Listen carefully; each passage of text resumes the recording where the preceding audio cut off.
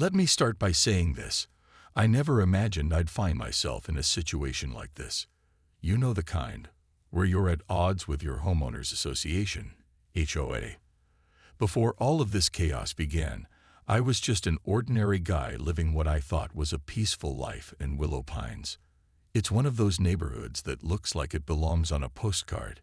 Tree-lined streets, manicured lawns, and houses that scream American dream. At first glance, it seemed perfect. But perfection often comes with a price. Enter Karen. Oh, Karen. She wasn't just any neighbor. She was the asterisk Karen. If you've ever heard someone say, "Don't be a Karen," they were probably talking about someone exactly like her. She was the president of our HOA, the self-appointed guardian of all things proper in the neighborhood. Her blonde hair always looked like it had been styled for a magazine cover, her outfits screamed designer labels, and her smile could charm even the grumpiest of neighbors. But beneath that polished exterior lurked something darker, a need for control that bordered on obsession. It all started because of a small piece of land behind my house. When I bought the property, the real estate agent assured me it came with a little extra space, an unused patch of land tucked away behind my backyard. It wasn't huge, but it gave me room to breathe. So, naturally, I decided to put it to good use. I built a simple wooden shed there. Nothing fancy, just a place to store tools, gardening supplies, and maybe a lawnmower or two. Practical, right? Wrong. Not long after the shed went up, Karen appeared at my doorstep. She was holding a clipboard, which I later learned was her weapon of choice. Her smile was wide, but her eyes told a different story. They weren't warm or friendly. They were calculating, like she'd already made up her mind about whatever she was about to say. "Hi, David," she said sweetly, her voice dripping with fake cheerfulness. "I couldn't help but notice the new addition to your backyard." "Oh yeah," I replied, trying to sound casual. "Just a shed for storage. Needed somewhere to keep things organized." Her smile faltered slightly, almost imperceptibly. "Well, according to our community guidelines, structures must meet certain aesthetic standards. Yours doesn't quite fit." I blinked, caught off guard. "What do you mean?" "It's just a shed. It needs to match the architectural style of the neighborhood," she explained, flipping through papers on her clipboard as if reading from Holy Scripture.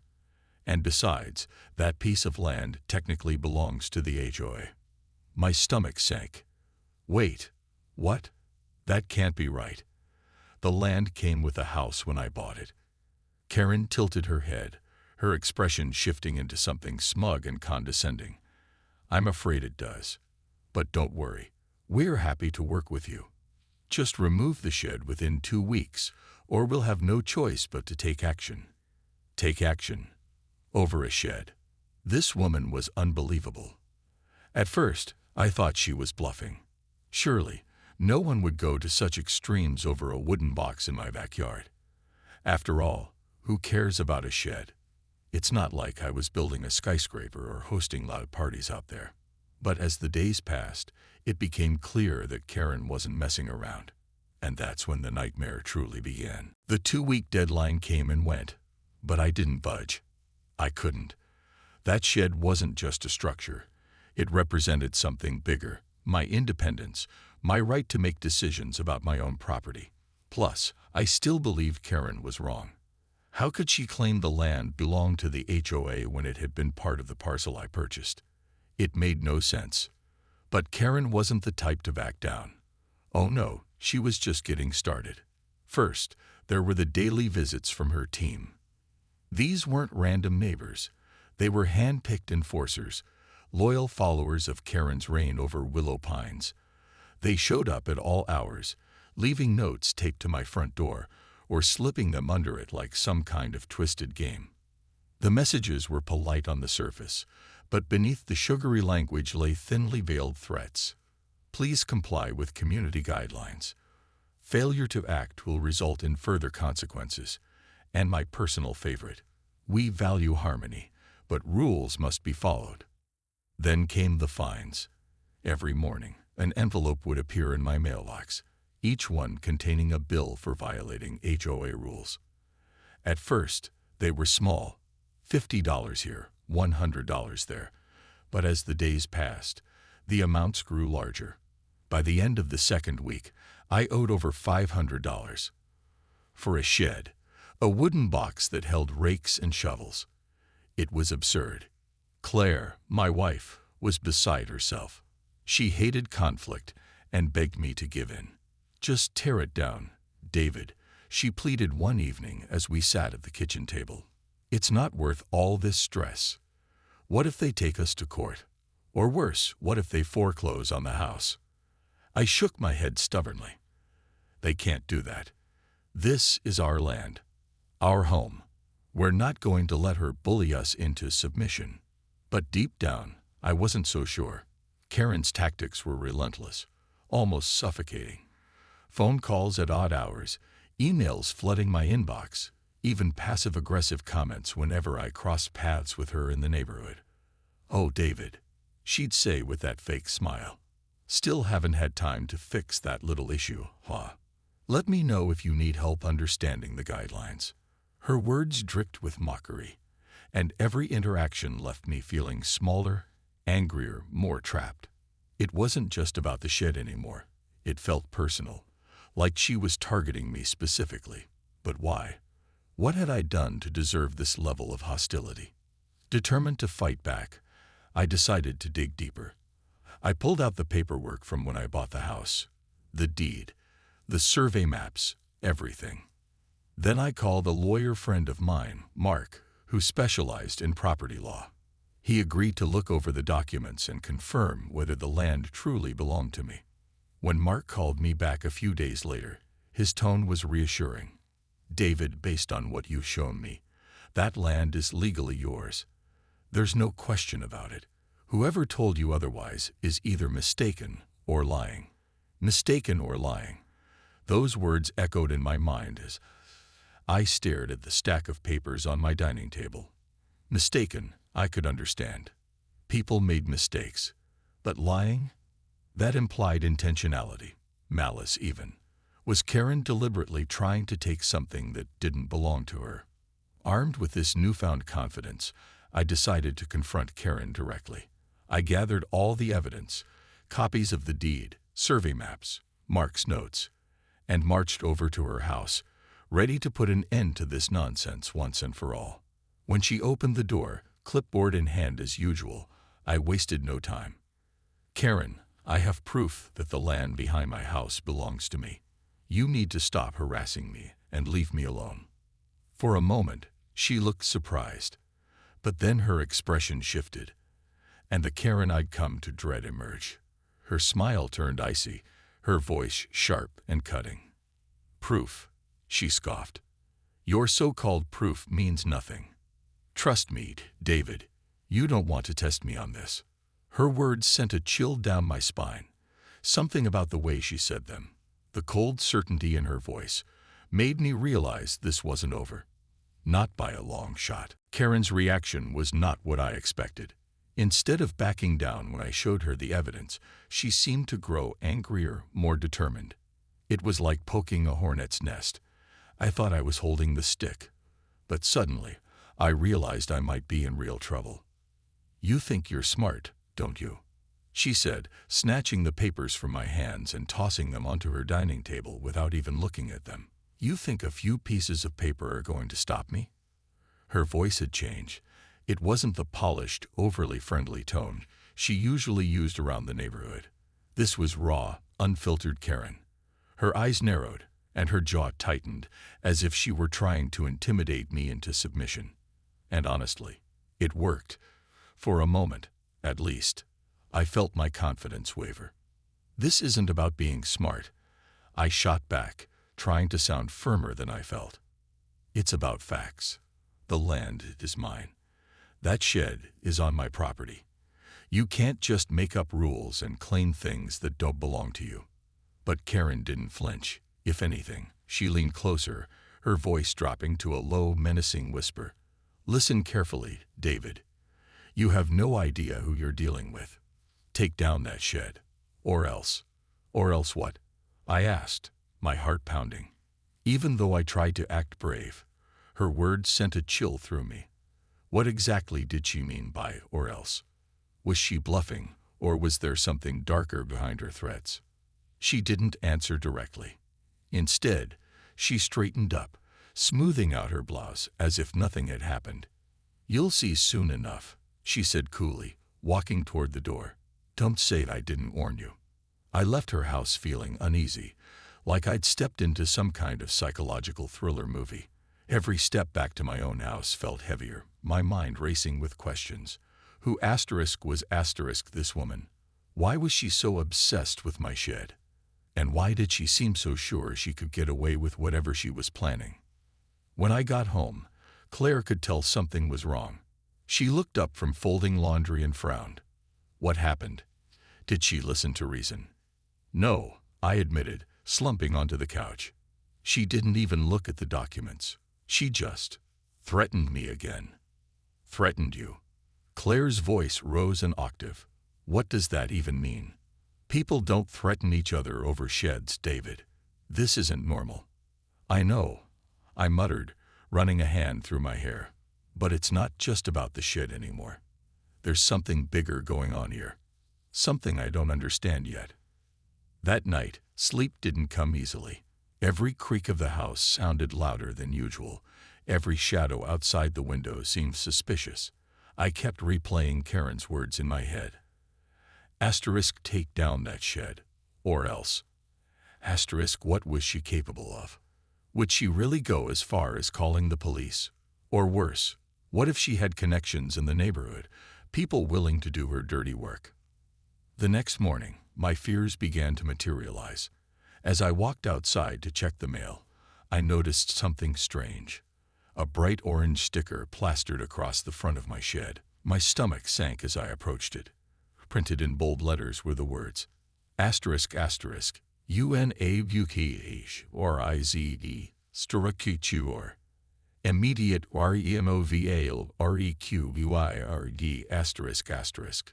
Below that, there was a signature line, signed neatly by none other than Karen herself. But what caught my attention most was the final sentence. Asterisk, asterisk, failure to comply will result in legal action. Asterisk, asterisk. Legal action. Over a shed. This was getting ridiculous. I grabbed my phone and snapped photos of the sticker, the shed, and even the surrounding area. If things escalated further, I wanted proof that I hadn't done anything wrong. Then I called Mark again, my lawyer friend, to update him on the situation. Sounds like she's serious, he said after hearing me out. But don't panic. Keep documenting everything. If she escalates, we'll fight back, with facts, not drama. His advice calmed me slightly, but the unease lingered. Karen wasn't playing fair, and I knew she wouldn't give up easily. Still, I refused to let her win. No matter how intimidating she became, I couldn't let her take control of my life, or my property. Little did I know, this was only the beginning. The orange sticker on my shed felt like a ticking time bomb. Every time I looked at it, my stomach twisted into knots. It wasn't just the words, it was the weight they carried. Karen wasn't bluffing anymore. She was escalating, and fast. I could feel the pressure mounting, not just from her, but from the entire neighborhood. Word had spread about my dispute with the HOA, and suddenly, people who used to wave and smile as we passed each other started avoiding eye contact. Some even crossed the street when they saw me coming. It was isolating, infuriating, and downright bizarre. How had things spiraled so out of control over something as simple as a wooden shed? Then came the night that changed everything. It was late, past midnight, and Claire and I were sitting in the living room trying to unwind after another stressful day. Ethan, our son, was already asleep upstairs. The house was quiet except for the faint hum of the refrigerator in the kitchen. That's when we heard it, the sound of car engines pulling into our driveway. At first, I thought it might be a delivery truck, or maybe someone lost looking for directions. But then I saw the flashing lights, red and blue, casting eerie shadows through the windows. My heart sank. This couldn't be happening. David, Claire whispered, her voice trembling. What's going on? I didn't answer. I just stood up and walked toward the door, my legs feeling like lead. When I opened it, the scene outside made my blood run cold. 3 police cars were parked in our driveway, their lights illuminating the entire front yard. Standing near them was Karen, clipboard in hand, looking smugger than ever. Behind her stood 2 officers, their expressions unreadable. Mr. Carter, one of them asked, his tone firm but polite. We received a report that you're occupying land unlawfully. We need to see the property immediately. My jaw dropped. Unlawfully? Are you serious? I have proof this land is mine. Karen stepped forward before I could say anything else. He's lying, she said smoothly, her voice dripping with fake concern. The HOA has owned that parcel for years. He built that shed knowing full well he didn't have permission. This is insane, I shouted, waving my folder of evidence in the air. Look at these documents. The land is clearly mine. But Karen wasn't fazed.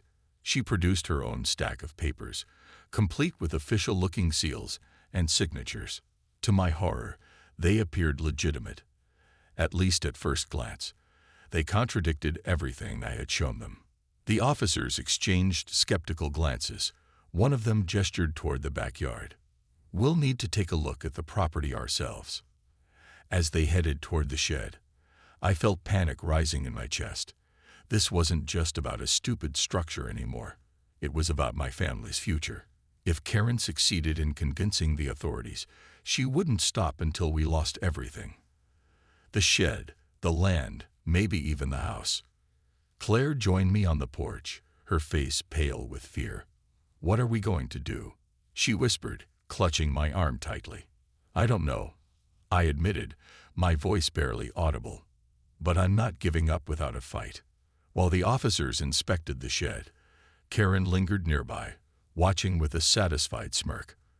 For a moment, I wanted to march over and confront her again, to demand answers, to call her out for whatever game she was playing. But I knew better. Losing my temper wouldn't help. I needed to stay calm, focused, and strategic. After what felt like an eternity, the officers returned. One of them turned to Karen. Mrs. Harper, we're going to need clarification on these documents. Until then, we cannot proceed further tonight. Karen's smile faltered, her cheeks flushing red. What do you mean? Everything is in order. The officer ignored her comment and turned to me instead. Mr. Carter, we'll be in touch once we've reviewed all the evidence. In the meantime, please avoid making any changes to the property. With that, they left, leaving behind a stunned Karen and a whirlwind of unanswered questions. As their cars disappeared down the street, Karen shot me a glare filled with venom. This isn't over, she hissed before storming off. I stood there, frozen, unsure whether to feel relieved or terrified. Whatever was coming next, I knew one thing for certain. Karen wasn't done fighting, and neither was I. The night the police left, I felt like I was standing on a tightrope. On one side, there was relief. They hadn't torn down my shed or arrested me. On the other, there was dread. Karen's smug expression as she walked away told me this wasn't the end. It was just a pause. She'd be back, and next time, she might come with even bigger guns. Claire and I sat in silence for a long time after the officers drove off. The house felt heavy, like the walls themselves were holding their breath. Finally, Claire broke the quiet. What now? She asked, her voice trembling. How do we fight someone who twists everything? I didn't have an answer. Not yet. But I knew one thing. Giving up wasn't an option. That shed wasn't just wood and nails. It represented something bigger. It was about standing up for what was right, for protecting our home and our family from someone who thought she could control us. The next morning, I decided to dig deeper.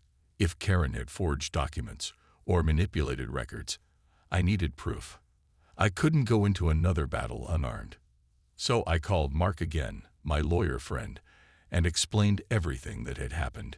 He listened carefully, his tone serious but calm. "David," he said finally, "this sounds fishy. Really fishy. If she's faking documents, that's fraud. And if she's been doing this to other homeowners, you're not the only victim."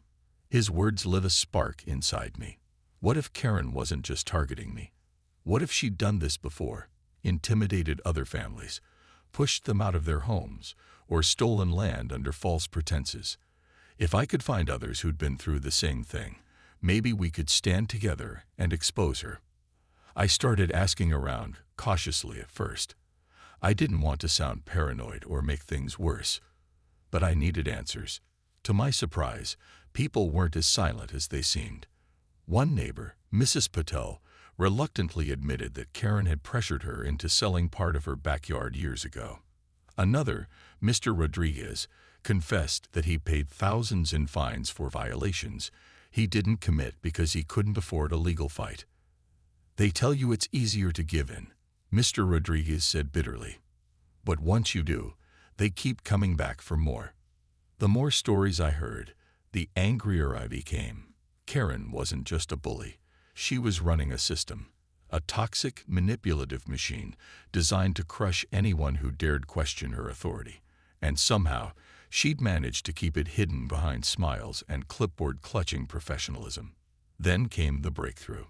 While reviewing old HOA meeting minutes, which I'd requested under the guise of being a concerned homeowner, I found something shocking. There was a record of a vote approving the transfer of several parcels of land to the HOA, but no signatures from the actual homeowners involved.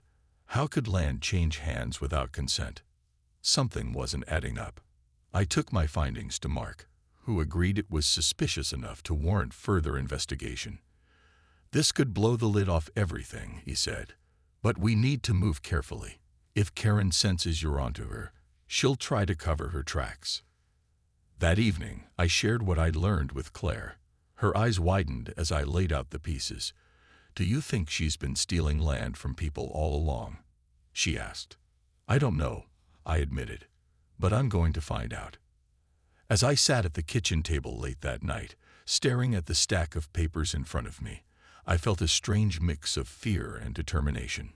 Fear because Karen clearly had resources, connections, and a knack for bending rules to her will. Determination because I realized I wasn't fighting alone anymore. This wasn't just about my shed. It was about justice for everyone she'd wronged. Little did I know, help was closer than I thought. The next morning, as I stepped outside to grab the newspaper, I noticed someone standing near my mailbox. It was Mr. Thompson, an elderly man who lived across the street. He wasn't one of those neighbors you saw often, quiet, reserved, and always tending to his immaculate garden. But today, he looked different. There was a seriousness in his posture, a weight in his eyes that caught me off guard. "Morning, David," he said, his voice low but steady. "Got a minute?" I nodded, curious. "Sure, Mr. Thompson. What's up?" He glanced around cautiously before speaking, as if making sure no one else was listening. Then he leaned in slightly. "I heard about what happened last night, with the police and Karen." My stomach tightened. Was he here to warn me? Scold me? Or worse, side with Karen? Before I could respond, he continued, "You're not the first person she's done this to, you know." His words hit me like a punch. "What do you mean?" Mr. Thompson sighed, running a hand through his thinning gray hair. "Years ago, when I first moved here, Karen tried the same thing with me. She claimed part of my backyard belonged to the HOA, said I needed to pay fines or face consequences. Back then, I didn't have the energy, or the money, to fight her. So I gave in, paid her off, and let it go." I stared at him, stunned. "Why are you telling me this now?" "Because I'm tired of living in fear," he said firmly. "And because I think you're the one who can finally put a stop to her." He reached into his pocket and pulled out a folded piece of paper. "Take this. It's a list of names, people in the neighborhood who've had similar run-ins with Karen. Some lost land. Others paid ridiculous fines. If you talk to them, maybe you can piece together enough evidence to expose her for what she really is." I took the paper, my hands trembling slightly. This changed everything. For months, I'd felt isolated, like I was fighting against an unstoppable force. But now, I realized I wasn't alone. There were others, victims of Karen's schemes, who might be willing to stand up and speak out. "Thank you," I said sincerely. "This means a lot." Mr. Thompson nodded, his expression softening. "Just be careful, David. Karen doesn't play fair. And if she finds out you're gathering information—" He trailed off, letting the implication hang in the air. "I will," I promised, "but I'm not backing down." Over the next few days, I reached out to the people on Mr. Thompson's list. Some were hesitant at first, afraid of retaliation, but once they realized I was serious, and that others were willing to come forward, they began sharing their stories. One woman told me how Karen had forced her to sell her house after falsely accusing her of violating HOA rules. A young couple revealed they'd been fined thousands for planting flowers that didn't match the approved color palette. Each story added another layer to the web of manipulation Karen had woven. Armed with these accounts, I met with Mark again. Together, we compiled all the evidence: forged documents, coerced payments, and testimonies from victims. We also filed a formal complaint with local authorities, requesting an investigation into Karen's activities. It was risky. Karen had connections, and exposing her meant stepping directly into the line of fire. But I knew we couldn't let her continue unchecked. As word spread through the neighborhood, something incredible happened. People started talking, not just about Karen, but about how long they'd felt trapped under her control. Slowly, the tide began to turn. Neighbors who had once avoided me now nodded in solidarity. Others offered to help however they could. For the first time since this nightmare began, I felt hope. Karen may have been powerful, but she wasn't invincible. With everyone working together, we might actually have a chance to take her down. But just as things seemed to be falling into place, Karen made her move, and it was bigger and more dangerous than anything we'd anticipated. Just as we thought we had Karen cornered, she struck back with a move that left everyone stunned. It started with an emergency HOA meeting, called by Karen herself and announced via flyers posted around the neighborhood overnight. The notice was short and vague: urgent community assembly. Attendance mandatory. No details, no agenda, just a thinly veiled threat of consequences for those who didn't show up. I knew something big was coming, but I didn't expect what happened next.